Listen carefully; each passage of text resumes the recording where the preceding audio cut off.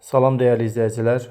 Bugün ben sizlere İZE Nəşriyyatların 6. sınıf üçün tərtib etdiyi monitoring suallarının izahlarını vereceğim. Monitoring 1'in riyaziyyat suallarının izahlarına birlikte baxaq. Sualda deyir ki, Zəhra Məryəmdən 11 yaş böyükdür. Ona göre biz yazaq Zəhra və Məryəm. Zəhra Məryəmdən 11 yaş böyükdür. Əgər Məryəm yaşını x götürsək, onda Zəhranın yaşı x üstəgəlsin 11 olacaq. Əgər deyir Zəhra 2 yıl sonra, Zəhranın 2 yıl sonra anadan olması onu göstərir ki, Zəhranın hal-hazırki yaşından 2 çıxacaq. Bu zaman qalan ifadə x üstəgəlsin 9-dan yazılacaqdır. Məryəm isə 5 il əvvəl anadan olsaydı. Əgər Məryəm 5 il əvvəl anadan olsaydı, onda Məryəmin indiki yaşı 5 yaş daha böyük olacaqdı. Yəni x üstəgəlsin 5 şəklində ifadə olunacaqdı.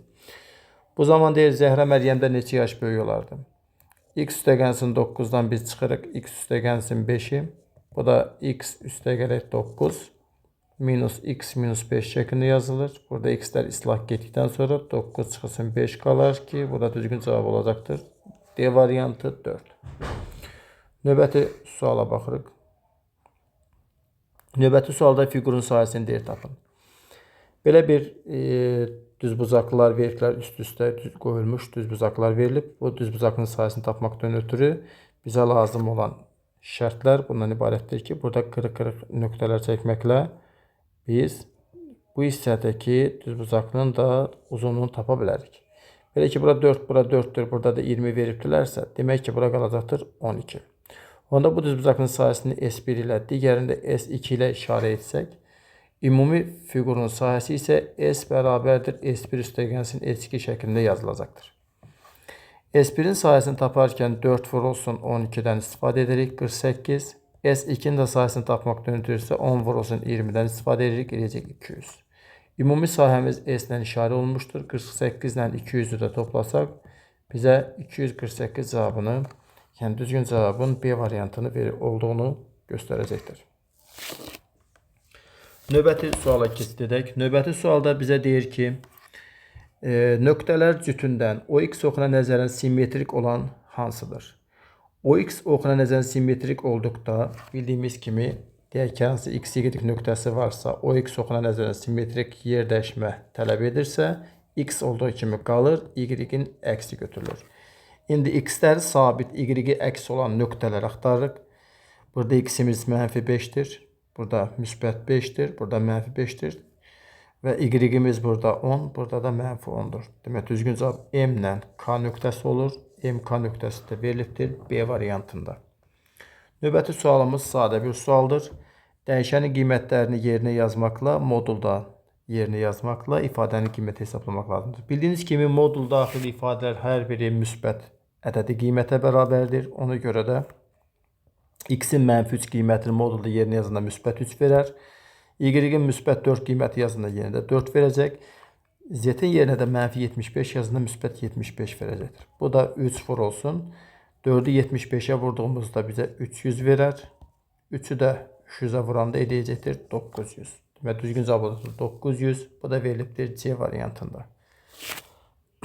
Növbəti sualımız həndəsə insanlaşına aiddir. Gördüyünüz kimi şəkildə qarşı bucaqlar verilmişdir. Qarşı bucaqların da xassələri bu bucaqların bir-birinə bərabər olmasıdır. Ona görə də yaza bilərik ki, x üstəgəlsin 15 bərabərdir 60'dır. Buradan x-in qiymətini taparkən 60'dan 15 çıxırıq. Demək, x bərabər olacaqdır 45. Demək, düzgün cavabımız x-i soruşduğu üçün cavab olacaqdır 45. A variantında verilmişdir. 31-ci sual. 4 yıl sonra Emil'in yaşı Əlinin yaşının 3 misli olacaq. Turalın yaşı isə Emil'in yaşının 4 misli olacaq. Onlar 4 yıl sonraki yaşlarının cəmi, onların 4 yıl sonraki yaşlarının cəmi 64 olarsa, Turalın indiki yaşını deyir tapın. Şərtdə 4 yıl sonraki yaşlardan söhbət gedir. 4 yıl sonraki deyir və indiki yaş deyir. Baxaq, görək necə olacaqdır. Söhbət 3 nəfərdən gedir. Emil'dən, Əlidən və Turaldan. Yazaq Emil, Əli, Tural. Deyir ki, Emil'in yaşı Əlinin yaşının 3 misli olacaq. 4 yıl sonra. Biz 4 yıl sonraki yaşları nəzərə alaraq hərəkət etsək, Emil'in yaşı 50'nin yaşının 3 misli olur. Emil'in yaşı 50'nin yaşının 3 misli. 50'nin yaşına x desem onda bu olacaktır 3x. Tural'ın yaşı ise Emil'in yaşının 4 misli olacak. Onda bu olacaktır 12x. Onların 4 yıl sonraki yaşlarının cəmi, yani bunların cəmi toplananda 16x eləyir. Bu deyəcəkdir 64. X də bərabər olacaqdır 4'ə. O deməkdir ki, Emil'in hal-hazırda 12 yaşı, 50'nin 4 yaşı, Tural'ın da 48 yaşı var. Tural'ın indiki yaşını tapın deyir. Tural'ın indiki yaşı onda bizdə. Bu 4 yıl sonraki yaşları nəzərə alaraq göstərsək, Tural'ın indiki yaşı onda olmalıdır 44. Amma gördüyümüz kimi cavablarda 44 yoxdur. Çox ehtimal sualın son hissəsində şərtdə yanlışlıq olubdur. 4 il sonraki yaşını soruşmuş ola bilər. Ona görə də biz burada düzgün cavab C variantı götürürük. Amma yenə dediyimiz kimi Tural'ın indiki yaşını tapmamızı tələb etsəydi, Tural'ın indiki yaşı 48 yox, 44'e bərabər olardı. Keçək növbəti suala. Növbəti sualımız 32-ci sualımız belədir. Oturacağının radiusu 5 cm, hündürlüyü 6 cm olan silindrin yan səthinin sayəsini tapın. Bildiyiniz kimi silindrin açılışı 2 dairədən və bir düz bucaqdan ibarətdir. Silindrin yan səthi dedikdə bu hissəsi 2πr götürdüyümüzdə bu yan səthinin sahə düsturu 2πr(h) düsturundan yazılır. Artıq bu düsturu bildikdən sonra istənilən bir şagird radiusu və hündürlüyü yerinə yazmaqla yan səthinin sayəsini rahat bir şəkildə tapa bilər. S yan bərabər olacaqdır. 2π vur olsun 5 vur 6. Bu da bizdə eləyəcəkdir 60π. Demək düzgün cavab olmalıdır 60π. Bu da verilibdir A variantında. 33-cü sualda müsbət 5 ədədi ilə hər hansı bir üçbucağı toplayanda 0 almışıq. Biz bilirik ki, əksəriyyətlərin cəmi 0'dır. O deməkdir ki, onda üçbucağın qiyməti -5'dir. İkinci ifadəmizdə isə müsbət 2 ilə -7, -5 verər. Üstəgəlsin hər hansı bir kvadrat bərabərdir 2 üstəgəlinsin -7 müsbət 6 ilə toplananda -1 verəcək. Burada -5 üstəgəlsin hər hansı bir kvadrat bərabərdir 1'dir. Demək ki, kvadratın qiyməti onda 6'dır. İndi üçbucaq çıxılsın kvadrat deyir. -5 çıxılsın 6. Bu da bizə verər -11. Demək burada düzgün cavab olmalıdır -11, yəni A variantı. 34 nömrəli sualda oxşar toplananları islah edin deyir. Oxşar toplananlar burada 14'də 3x ilə 28'də 5x, 12'də 7y ilə 1/24'də 11y'dir. Demək, məxrəci 14 olan kəsrləri eyni məxrəcə gətirmək üçün 2'yə vursaq, onda olacaqdır 28'də 6x çıxılsın 28'də 5x. Bunları bir qruplaşdırırım. Üstəgəlinsin 1/24'də 11y çıxılsın 12'də 7y. Bu da bərabərdir. Eləyəcək bizdə 28'də 1x. Üstəgəlinsin bunu yazaram 24'də 35y çıxılsın. Bu da olacaqdır 24'də 14y. Sürət və məxrəci 2'yə vurmaqla məxrəci bərabərləşdirdik. Bu da 28'də 1y x daha doğrusu çıxılsın. Üstəgəlik olacaq. Üstəgəlinsin 24'də 21y. Burada da gördüğünüz kimi 28'də 1x üstəgəlinsin ixtisar etdikdən sonra qalacaqdır 8'də 7y. Demək düzgün cavab olmalıdır 28'də 1x üstəgəlinsin 8'də 7y. Bu da verilibdir C variantında.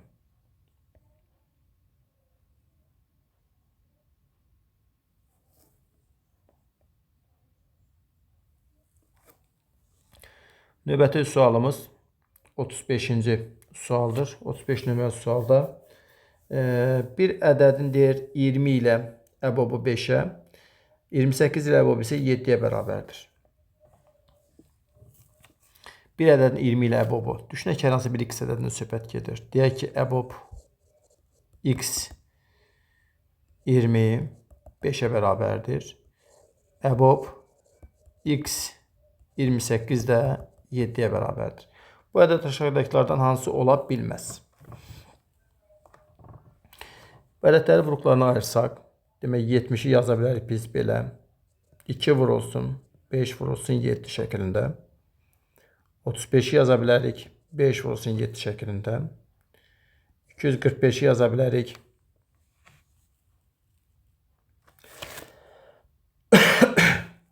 245 ədədini biz vurultularına ayırsaq, demək 3-ə bölünürmü? 3-ə bölünmür, 5-ə bölünür. 5, 7, 7. Bu şəkildə yazmaq olar. 105-i də yaza bilərik. 3, 5 və 7 şəklində. İndi bizə şərtində deyir ki, bu ədədlərdə aşağıdakıdan hansı ola bilməz? Yəni, biz 2, 5, 7 ədədini 20 ilə 28-də vurultularını buradan yazsam, 20-ni yaza bilərəm. 2 vur, 2 vurulsun 5. Bu şəkildə. 28'e yaza bilərəm ki, 2 vurulsun 2 vurulsun 7. Biz əgər 20 ilə 70-i götürsək, 20 ilə 70-in əbobu gördüyümüz kimi 2 ilə 5-in asili, 2 ilə 5-in asili 10 eləməlidir. Amma burada 5 eləyir. Ona görə də düzgün cavab olmalıdır burada. 70. 36 nömrəli sualda deyir ki, Natiq 18 litrik bir qabla çəni 25 dəfəyə doldurur. 15 litrik qabla neçə dəfəyə doldurar? Düşünək ki, Natiqin bir çəni var. Bu çənin tutumunu tapmaq istəyirəmsə, 18 litrik qablardan istifadə etmək 25 dəfəyə doldurur. Onda bu çənin tutumu 18 vur 25 olacaqdır. 18 vurulsun 25 cavabı da bizdə. 18 vurulsun 25 cavabı tapsaq biz. Buna biz belə yaza bilərik ki, 9 vurulsun 2 vur 25 şəklində. 9 vurulsun 50 eləcək 450. Demək 450 litr bir qabı var Natiqin. Bu 450 litrik qabı 15 litrik qabla doldurmağa çalışır bu səfər. Demək onda neçə dəfə istifadə edəcək bu qabdan? 450-ni 15-ə bölərik. Düşəcəkdir 30 dəfə. Düzgün cavab olmalıdır. D variantı. Növbəti sualda da deyir ki, çobanyastığı çiçəyi qurulduqda öz çəkisinin 84%-ni itirir. Aptekə 36 kiloqram quru çiçək vermək üçün məktəblər nə qədər çoban yastığı yığmalıdırlar? Faiz bir məsələsidir. Demək 84%-ni itirirsə, demək 16%-i qalır. Bizə də lazımdır ki, elə bir kütlədə çoban yastığı yığaq ki, onun 16%-i 36-ya uyğun gəlsin. Yəni 16% 36 olan ədəd x-ə bərabərdir. Yəni x-in qiyməti 16% 36 olan ədəddir. Bunu tapmaq üçün 36-nı vururuq 100-ə, bölürük 16-ya. İxtisalar aparsaq 4-ə, 25 burada, burada 4 qalacaq. Bundan da bir 9 qalanda 9 vur 25 eləyəcəkdir. Bu da 225 kiloqram deməkdir. Yəni düzgün cavab olacaqdır. D variantı. Növbəti sualımız 39-cu sual. Yenə də parçanın bölünmə aksiyomuna aiddir. BC-ni istəyir, biz BC-yi x götürürük. Gördüyümüz kimi A-dan C-yə qədər məsafəni 22 verdilər. Əgər BC hissəsi varsa, AB hissəsinə qalan hissə olur 22 minus x. B-dən D-yə qədər məsafəni 28 verdilər. BC x demişəmsə, onda CD-nin uzunluğu 28 minus x olacaqdır. Parçanın toplanma aksiyomuna görə bu uzunluq və bu uzunluğun ümumi cəmi bizə bu ümumi parça AD-nin uzunluğuna bərabər olacaqdır. Yəni 22 minus x-in üstünə x, üstə gəl 28 minus x bərabərdə 36 olacaqdır. Burada x-lər gedəcək, qalacaqdır 50 minus x bərabər 36-ya. Buradan görək x-in qiyməti neçə imiş? 14-ə bərabər imiş. Düzgün cavab olacaqdır 14. Növbəti sualımız 40-cı sual belədir. Həcmi deyir. Həcmi 160 desimetr kub olan silindrin hündürlüyü 10 desimetrdir. Oturacağın sayısını tapın. Silindrin həcm düsturuna görə S oturacaq vurulsun hündürlük elə silindirdə həcmə bərabərdir. Yəni 160-a bərabərdir. Yəni S oturacaq vurulsun hündürlüyün də yerində 10 yazıb bərabər 160 götürəndə S oturacağın uzunluğu, sahəsi daha doğrusu 160 bölünsün 10-a, yəni 16-ya bərabər olacaqdır. Bu da verilibdir A variantında. Növbəti sualda deyir ki, mənfi 10 və mənfi 20 ədədlərinin ədəd ortasını tapmaq istəyən Elnur ədədləri toplayıb 2-yə bölmək əvəzinə ədədləri bir-birinə vurub, sonra 2-yə bölüb. Deməsinə nə etməli idi? Ədədləri toplamalı idi. Sonra 2-yə bölməli idi. Yəni mənfi 15 almalı idi. Amma bu nə etdi? 2-yə bir-birinə vurdu, 2-yə böldü. Yəni Mənfi 10 vurulsun, mənfi 20 bölünsün 2 götürdü. Bu da bizdə eləyəcəkdir 100. Yəni bu 100 aldı, amma mənfi 15 almalıydı. Nə qədər Elnur səhvən əldə etdiyi ədəd tapmalı olduğu doğru cavabda neçə vahid çoxdur? Yəni 100-dən biz çıxırıq mənfi 15-i. Bu 100 üstə gəl 15 deməkdir ki, bu da 115 olacaqdır. Demək, düzgün cavab olmalıdır. 115 vahid çoxdur. Növbəti sual 42-ci sual belədir. Kəsirlərdən neçəsi bərabərdir? Yadda saxlamaq lazımdır ki, kəsirlərin bərabər olduğunu yoxlamanın ən yaxşı yolu bunları sadə kəsirə gətirməkdir. Gördüyümüz kimi 7-dəki kəsir sadə kəsirdir. 7-də 2-ni öz yerində saxlayırıq. 28-də 14 kəsirin sürət və məxrəcini 2-yə 14-ə bölməklə yazanda 2-də 1 qalacaq. 28-də 8 kəsir sürət və məxrəci 4-ə bölünür. Qalacaqdır 7-də 2. 21-də 6 kəsir sürət və məxrəcini 3-ə bölsək, yenidən 7-də 2 qalacaqdır. 35-də 10 kəsirinin də sürət və məxrəcini 5-ə bölməklə biz yenə də 7-də 2 cavabını taparıq. Neçəsi bərabərdir? Bərabər kəsirləri dairəyə alsaq bu şəkildə görərik ki, 4 kəsir bərabərdir. Demək, düzgün cavab olacaqdır C variantı. 43 nömrəli sualda çevrələr bir-birlərinə xaricdən göründüyü kimi toxunubdular və bunların mərkəzlərini birləşdirdikdə ABC üçbucağını almışıq və bu ABC üçbucağının perimetrini istəyir. Və bu çevrələrin də radiuslarını bizə uyğun olaraq veribdilər ki, 3-dür. Buna 4 götürsək, digərinə də 7-dir. Əlbəttə, radius da burada demək 4-dür. Bu radius da burada 7-dir. Burada olacaq 3. Onda AB tərəfinin uzunluğu olacaqdır 4 plus 7, 11. AC tərəfinin uzunluğu olacaqdır 4 üstə gələk 3, 7. BC-nin də uzunluğu 3 üstə gələk 7 bərabərdir 10 olacaqdır. Onda perimetr üçbucaq ABC-nin uzunluğu 11, 7 və 10 olaraq hesablanacaq. Bu da 28 cavabını bizə vermiş olacaqdır ki, bu da verilibdir B variantında. Növbəti sualımız 44-cü sualdır. Ədədi 7-yə böldükdə qismətdə 5, qalıqda isə 3 alınır. Ədədi deyir tapın. Qalıqlı bölmə şərtinə görə ədəd tapmaq qaydası üçün böləni qismətə vurub üzərinə də qalıq gəlmək lazımdır. Yəni 7-ni biz 5-ə vurub üstünə də qalığı gəlsək 35 plus 3 38 cavabını tapmış olaraq ki, bu da bizə verilibdir D variantında. 45 nömrəli sualda deyir ki, 320 ədədi 1, 2, 5 nisbətində olan ədədlərin cəmidir. Bu ədədlərin böyüyünü tapın. 6-cı sinif ədədin düz imtihasıza bölünməsinə aid olan bir sual tapşırığıdır. Belə ki, 320 ədədini biz götürüb bu nisbətlərin cəminə bölmək, bu ədədlərin böyüyünü istədiyi üçün böyük nisbətə isə ayrıda vurmaq lazımdır. Yəni 320-ni biz bölürük 8-ə, vururuq 5-ə. Bu da 40 vurulsun 5 bizə verəcəkdir 200 cavabını. Bu da bizə verilibdir B variantında.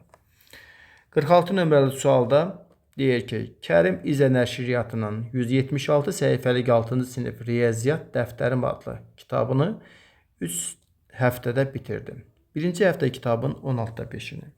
Demək, birinci həftədə kitabın 16-da 5 deyirsə, demək 176-nın 16-da 5-ini hesablayaq. Demək, bu da 11 vurulsun 5 deməkdir ki, 55 səhifə eləyir. İkinci həftə kitabın 4-də 1-nə, yəni 176-nın 4-də 1-nə baxdığımızda bu da 44 eləyəcəkdir. Üçüncü həftə isə qalan hissəsini. Demək, üçüncü həftəni axtarıqsa biz, onda 176-dan biz çıxacaq. Əlbəttə ki, birinci həftədəki oxuduğu səhifə sayı ilə ikinci həftədə oxuduğu səhifə saylarının cəmini. Demək, 176-dan çıxırıq 99-un. Burada da 77 düzgün cavabı qalacaqdır. 47 nömrəli sual tapşırığında deyir ki, bir sinifdəki şagirdlərin hər biri teatr və şahmat qruplarının ən az birinə qoşulur. Demək ki, kənarda qalan şagird yoxdur. Ya teatra, ya da şahmat qruplarının qoşulanlar var. 30 nəfər teatr, 19 nəfər şahmat, 11 nəfər isə həm teatr, həm də şahmat. Həm teatr, həm də şahmat sözü kəsişməni bildirir. Bunu Eyler-Venn diaqramı ilə daha rahat yazmaq olar. Teatr, şahmat. Hər ikisində iştirak edənlər 11 nəfər olduğunu kəsişmə hissəsində 11 yazıram. Teatrda 30 nəfər idi. 11-i burada, demək 19-u bura qalır. Şahmatda 19 nəfərdir. 11 nəfər kəsişmədədirsə, demək 8 nəfəri burada iştirak etmiş olacaq. Sinifdə neçə şagird olduğunu tapmaq istəyirsə, buradakilərin hamısını götürüb toplayarıq. 19, 11 və 8. Bu da bize verecektir 38 cevabını. Demek düzgün cevap olmalıdır 38. Növbəti sualımız 48-ci sualdır. 800 manata alınan mal 5% gəlirlə neçə manata satılar? 5% gəlirlə deyirsə, demək ki biz artıq onun 105%-ni tapmalıyıq. Yəni 800-ün 105%-ni tapsaq, düzgün cavabı da tapmış olarıq. Sıfırları bir-birlərini apardığımızda 8 vurulsun 105 olacaqdır ki, bu da 840 cavabını bizə vermiş olacaq. 49 nömrəli sualda deyilir ki, -15 və 20 arasında yerləşən tam ədədlərin cəmini tapın. Arasında deyirsə, demək ki, biz -14-dən başlayacağıq bu şəkildə. Nöqtə, üstə gəlinsin, müsbət 14, üstə gəl 15, 16, 17, 18 və 19 arasında dediyi üçün bu formada götürür. -14-dən müsbət 14-ə qədər, -14-dən müsbət 14-ə qədər əks ədədlər olduğu üçün cəm burada sıfıra bərabərdir. Demək yerdə qalır 15, 16, 17, 18, 19-un cəmi. Düzgün cavab bizə verəcəkdir. 15, 16 ilə toplananda edəcək 31. 17, 18 ilə toplananda edəcəkdir 35. Bir dənə də 19 kənarda var. İndi 31 ilə 19-u topladığımızda eləyir 50. Üstünə də bir 35 gəlsək edəcəkdir 85. Düzgün cavabımız olacaqdır burada 85. Növbəti sualımız 50-ci sualdır. Şəkildə verilmiş silindrin həcmini tapın. Silindirdən ikinci sual düşdü burada. Demək, radiusumuz bizdə verilibdir 4, hündürlüyü də verildi 7,5. Silindrin həcm düsturu pi r kvadratı h düsturudur. Gətirib yerinə yazanda pi vurulsun 4-ün kvadratı vurulsun 7,5. Bu da bizə verəcəkdir pi vurulsun. Bunu yaza bilərik 4 vur 4 vur 7,5 şəklində yazaq. Bu bizə verəcəkdir 4 pi vurulsun 30. Bu da 120 pi cavabını bizə vermiş olacaq. Bununla da monitorik bir sualının, riyaziyyat suallarının izahları yekunlaşdı. Hər birinizdə monitorik imtihanda uğurlar arzulayıram. Sağ olun.